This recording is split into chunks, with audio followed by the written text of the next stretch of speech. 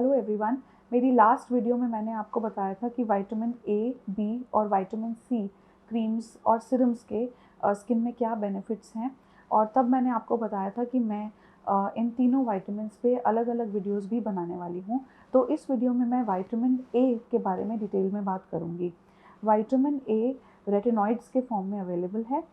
Retinoids derivatives होते हैं vitamin A के, और रेटिनॉइड्स कैसे फॉर्म्स में अवेलेबल हैं, इनके क्या बेनिफिट्स हैं, ये मैं आपको इस वीडियो में बताने वाली हूँ। तो रेटिनॉइड्स जो कि विटामिन ए डेरिवेटिव्स हैं, ये अलग अलग तरीके से हमारी स्किन में बेनिफिट करते हैं। रेटिनॉइड स्किन का सेल टर्नओवर बढ़ाते हैं, जिसकी वजह से ये डेड स्किन को एक्सफोलिएट करते हैं, जिसकी वजह से रेटिनॉइड्स हमारी स्किन पे लगाने से हमारी स्किन में ग्लो आएगा, पिगमेंटेशन कम होगी। इसके अलावा रेटिनॉइड्स का ये एडवांटेज है कि ये सीबम प्रोडक्शन कम करते हैं, स्किन की ऑयलीनेस को कम करते हैं, तो ये पिंपल्स को कम करते हैं, और रेटिनॉइड्स ओपन पोर्स को कम करते हैं, और ये सेल्स का प्रोलिफरेशन करते हैं, और जिसकी वजह से ये फाइन लाइंस और रिंकल्स में भी बहुत काम आते हैं। तो जिसका मतलब है कि रेटिनॉइड्स जो विटामिन ए डेरिवेटिव्स हैं, ये हर एज ग्रुप के लिए बहुत फ़ायदेमंद हैं। तो इस वीडियो में मैं आपको बताने वाली हूँ कि आप कैसे सही रेटिनॉइड अपनी स्किन की प्रॉब्लम के हिसाब से चूज़ करें, और किस तरह से उसे आप अपनी स्किन पे लगाएं जिससे आप उसका मैक्सिमम बेनिफिट उठा सकें, और जिससे आपको उनके साइड इफ़ेक्ट्स कम हों। अगर आपको कभी भी पिंपल्स रहे हैं तो आपने ट्रेटिनॉइन, आइसोट्रेटिनॉइन या अडैप्टलिन जैसी मेडिसिन्स के बारे में ज़रूर सुना होगा। तो ये सब क्या हैं? ये सब रेटिनॉइड्स हैं, और ये कैसे एक दूसरे से अलग हैं, वो मैं अब आपको समझाने वाली हूँ। तो सबसे पहले आपको ये जानने की ज़रूरत है कि आप जो भी रेटिनॉइड अपनी स्किन पे लगा रहे हैं, उसको रेटिनोइक एसिड में कन्वर्ट होने की ज़रूरत है, और तभी वो अपना असर दिखा सकता है। तो जो भी आप लगा रहे हैं वो रेटिनोइक एसिड में कन्वर्ट होके वो ही आपके रिसेप्टर्स पे बाइंड करता है रेटिनोइक एसिड, और फिर वो अपना जो भी अच्छा इफ़ेक्ट है वो उसका दिखता है। तो अलग अलग तरह के रेटिनॉइड्स होते हैं। आपने सुना होगा कि कभी आपके डर्मेटोलॉजिस्ट रेटिनॉल प्रिस्क्राइब करते हैं, कभी वो रेटिनल्डिहाइड प्रिस्क्राइब करते हैं, और कभी वो रेटिनोइक एसिड प्रिस्क्राइब करते हैं। तो ये कैसे एक दूसरे से अलग हैं, और ये कैसे रेटिनोइक एसिड में कन्वर्ट होकर अपना असर दिखाते हैं, वो मैं अब आपको समझाने वाली हूँ। तो रेटिनॉल चेन में सबसे पहले है, और ये कन्वर्ट होता है रेटिनल्डिहाइड में, और फिर रेटिनल्डिहाइड कन्वर्ट होता है रेटिनोइक एसिड में, और तब आपको अपनी स्किन पे उसके बेनिफिट्स दिखते हैं। जिसका मतलब ये है कि जब आप अगर अपनी स्किन पे रेटिनॉल की क्रीम लगा रहे हैं तो उसको उतना ज़्यादा समय लगेगा, उसको उतनी मेहनत करनी पड़ेगी रेटिनोइक एसिड में कन्वर्ट होने के लिए। तो अगर आप रेटिनल्डिहाइड लगा रहे हैं तो उसको कम एफर्ट लगेगा, और अगर आप रेटिनोइक एसिड ही डायरेक्टली लगा रहे हैं तो आपको सबसे जल्दी असर दिखेगा। लेकिन इसमें ये भी जानना ज़रूरी है कि इसका मतलब ये बिल्कुल भी नहीं है कि हर प्रॉब्लम के लिए रेटिनोइक एसिड ही बेस्ट है और वो लगाया जाए। रेटिनोइक एसिड, एक बार मैं आपको बता दूं कि ट्रेटिनॉइन है, जो बहुत पॉपुलर मेडिसिन है ट्रेटिनॉइन, जो काफ़ी बार लोग अपने पिंपल्स के लिए लगाते हैं।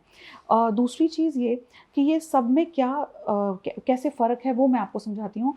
रेटिनॉल जो कि चेन में सबसे पहले है, जैसा कि मैंने बताया, उसको लगाने से उतना लंबा समय लगेगा असर दिखने में, और वो उतना वीक होगा असर दिखाने में, उतना स्ट्रॉन्ग नहीं है। लेकिन इसका सबसे अच्छी बात यह है कि वो उतनी कम इरिटेंट है आपकी स्किन में, बहुत आसानी से मिलती है, काफ़ी सारी क्रीम्स में ये अवेलेबल है, और एक बहुत अच्छा मॉलिक्यूल है अंडर आई क्रीम के लिए, क्योंकि ये फाइन लाइंस और रिंकल्स को भी कम करती है और इरिटेशन भी कम करती है। अगर हम नेक्स्ट की बात करें यानी रेटिनल्डिहाइड, तो ये मेरी फेवरेट है।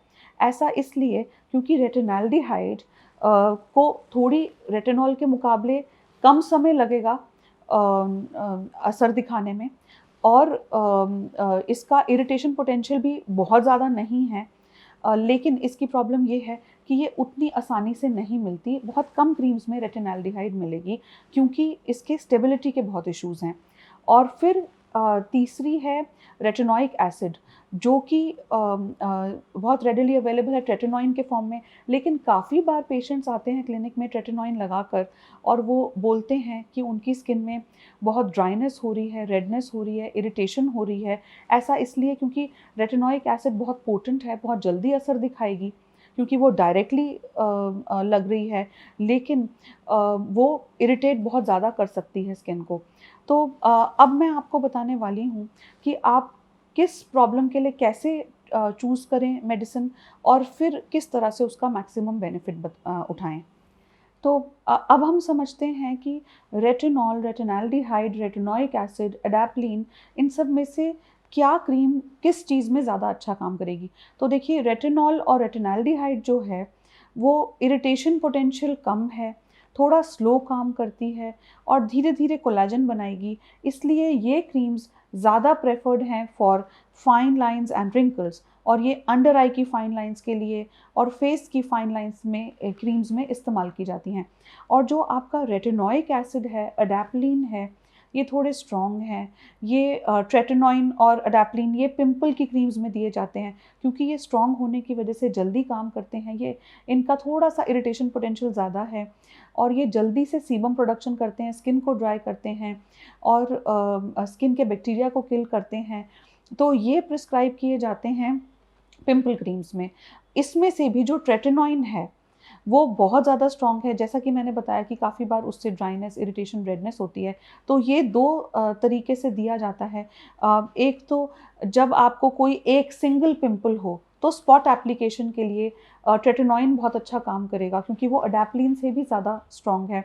और दूसरा, जब आपको ब्लैक हेड्स या वाइट हेड्स हों तो उसमें क्योंकि ट्रेटिनोइन ज़्यादा स्ट्रॉन्ग है तो ये सेल्स की एक्सफोलिएशन करेगा, डेड सेल्स के का टर्नओवर बढ़ाएगा। तो ऐसे ये ब्लैक हेड्स और वाइट हेड्स वाली जगहों के लिए ये बहुत अच्छी क्रीम है। तो अब मैं आपको बताती हूँ वो 4 बातें जो आपने हमेशा ध्यान में रखनी हैं अगर आप रेटिनॉइड्स इस्तेमाल करने का सोच रहे हैं। सबसे इम्पॉर्टेंट चीज़, रेटिनॉइड्स हमेशा रात में ही स्किन पे लगाए जाते हैं क्योंकि ये यूवी रेडिएशन से मॉलिक्यूल ब्रेक हो सकता है। नेक्स्ट, अगर आप रेटिनॉइड्स का इस्तेमाल कर रहे हैं तो क्योंकि ये सेल्स के टर्नओवर को बढ़ाता है, स्किन को सेंसिटिव करता है, इसलिए दिन में सनस्क्रीन लगाना बहुत ज़रूरी है। थर्ड इम्पॉर्टेंट बात जो मैं बार बार कहती हूँ, अगर आप प्रेग्नेंट हैं, लैक्टेटिंग हैं या आप कंसीव करने का सोच रहे हैं तो रेटिनॉइड्स आपके लिए बिल्कुल भी सेफ़ नहीं हैं। और लास्ट इम्पॉर्टेंट बात है रेटिनाइजेशन। तो रेटिनाइजेशन क्या होता है? काफ़ी बार लोग कहते हैं कि हमने ये लगाया स्किन पे और हमारी स्किन में इरिटेशन हो गई, ड्राइनेस, रेडनेस हो गई। तो इसी के लिए रेटिनाइजेशन की जाती है, जिसका मतलब है कि आप रेटिनॉइड क्रीम्स को कम क्वांटिटी में लगाएं या मॉइस्चराइज़र में डाइल्यूट करके लगाएं। तो मैं हमेशा सजेस्ट करती हूँ कि आप बहुत थोड़ी क्वांटिटी लें रेटिनॉइड्स की और पहले अपने फेस पे मॉइस्चराइज़र लगाएं, उसके बाद रेटिनॉइड्स लगाएं या फिर अपने रेटिनॉइड क्रीम को मॉइस्चराइज़र में डाइल्यूट करके लगाएं। और इसको लगाने के अलावा आप धीरे धीरे क्वांटिटी भी बढ़ाएं समय के साथ, जैसे जैसे आपको ये स्किन पे सूट होने लगे। और धीरे धीरे आप नंबर ऑफ़ आवर्स भी बढ़ाएं, तो उसी से धीरे धीरे आपकी स्किन रेटिनॉइड्स के को यूज़ टू हो जाएगी और धीरे धीरे फिर आपको लगेगा कि आपको बेनिफिट्स भी मिल रहे हैं और साइड इफ़ेक्ट्स भी नहीं हो रहे हैं। आई होप आपको ये वीडियो इन्फॉर्मेटिव लगा। रेटिनॉइड्स मेरे पर्सनल फेवरेट हैं एज अ डर्माटोलॉजिस्ट क्योंकि ये बहुत सारे तरीके से हमारी स्किन को बेनिफिट करते हैं और इसमें हर एज ग्रुप को ये दिए जा सकते हैं। मैं छोटे एज ग्रुप में, टीनेजर्स में ये देती हूँ पिंपल्स के लिए, और 25 प्लस में अगर स्किन का कोई इशू नहीं भी है तो भी मैं प्रेफर करती हूँ रेटिनॉइड्स प्रिस्क्राइब करना, क्योंकि ये सही टाइम है कि जिससे हम अपनी स्किन की क्वालिटी को इम्प्रूव कर सकते हैं और फाइन लाइंस और रिंकल्स को बनने से काफ़ी हद तक रोक सकते हैं।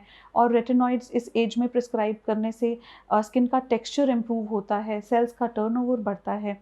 तो ये रेटिनॉइड्स हमें काफ़ी तरीके से मदद करते हैं। अगर रेटिनॉइड्स से लेकर या किसी भी स्किन के इशू से लेकर आपका कोई कंसर्न है तो प्लीज़ नीचे कमेंट सेक्शन पे कमेंट कीजिए, और अगर कोई ऐसा टॉपिक है जिस पे आप चाहते हैं कि मैं वीडियो बनाऊं तो वो भी आप कमेंट सेक्शन पे कमेंट कीजिए। और इस वीडियो को ज़्यादा से ज़्यादा शेयर कीजिए ताकि रेटिनॉइड्स पे हम सब लोगों को एडुकेट कर सकें।